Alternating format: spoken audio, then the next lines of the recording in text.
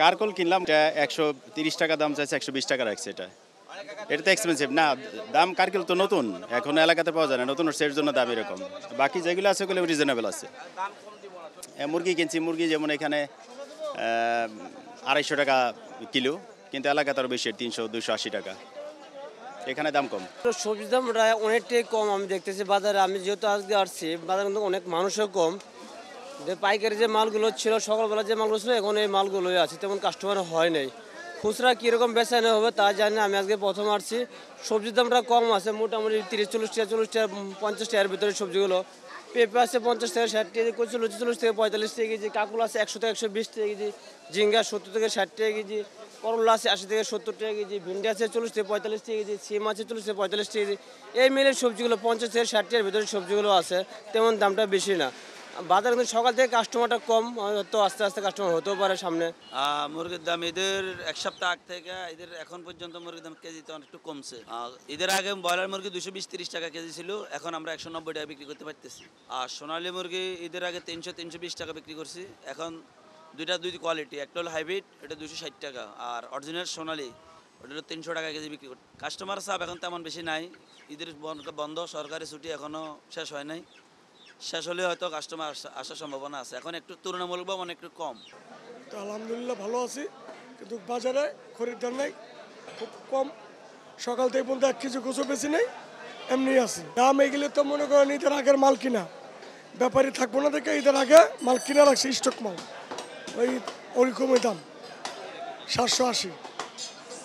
কিতা আজকে একবারে নাই, সকাল থেকে অন্তত 20 পিল্লাও করিনি। অন্য দিন তো এই পর্যন্ত 30-40 হাজার টাকা চালাই, আজকে অন্তত একটিও বেশি নেই। মাছের দাম বেশি, এই যে আপনার গাঙ্গের মাছ, জালরা মাছ ফানা মাছ এনে আইতে পারে না, এবার মাছের দাম বেশি, বিক্রেতা কম, কাস্টমারও কম। কারণ আমরা কিনে আনি, আমরা ব্যবসা করি, অনেক কিনে আনতো, দাম বেশি দিকে মানুষ কম ইকা। রমজানের ভিতরে সবজি আমরা ব্যস্তই পারি না, সবজি চলেই রেখা, মানুষ 3 বেলা খায় না, 1 বেলা খাইছে তাও ঠিক মতন খায় না। রমজানের সময় সবজি চলে নাই, আমাদের দোকানদারি ক্ষতি হয়েছে, লোকসান হয়েছে অনেক টাকা। এখন আশা করি যে বেঁচে কিনা হয় কিনা, এখন তো মানুষ দেশে, এখনও কাস্টমার নাই, তবে কাস্টমার আশায় আছি যে কাস্টমার আসবে, তবে বাজারের দাম তত বেশি না।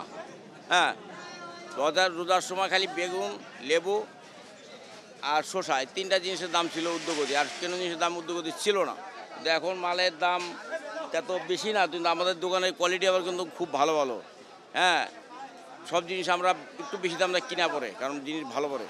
অনেক মানুষের খারাপ জিনিস বিক্রি করে, আমরা সেটা কিনি না।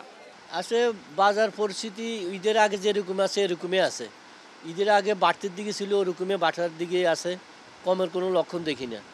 তো আমরা আশাবাদী ছিলাম রমজানের চালের দাম কমবে, কিন্তু রমজানের থেকে চাইলে বাড়া আরম্ভ হয়েছে, তো ভাড়ার ভিতরে আছে। আর এখনও ঈদের পরে এখন আমরা যে দোকান খুলছি, আমদানি রপ্তানি তেমন হয়নি, তো আমরা আশাবাদী সামনে সিজন আছে, সিজন হয়তো আসলে বোঝা যাবে কি কম বেশি। এটা যেমন মিনিকেট বেচতেছে বর্তমানে, ভালো মানের মিনিকেট আপনার 88-90 টাকা কোয়ালিটি বেঁধে, তারপরে নাজির চাইলে আপনার 80-85 টাকা। স্বর্ণা চাউল আছে, গুটি স্বর্ণা যেটা, ওটা আপনার হলো 52 টাকা 54 টাকা। তারপরে 28 হলো যে আপনার 60-62 টাকা। তারপরে আছে আপনার পলাশ চাল আছে, কোয়ালিটি বেঁধে আপনার 110 থেকে 20 টাকা 25 টাকা।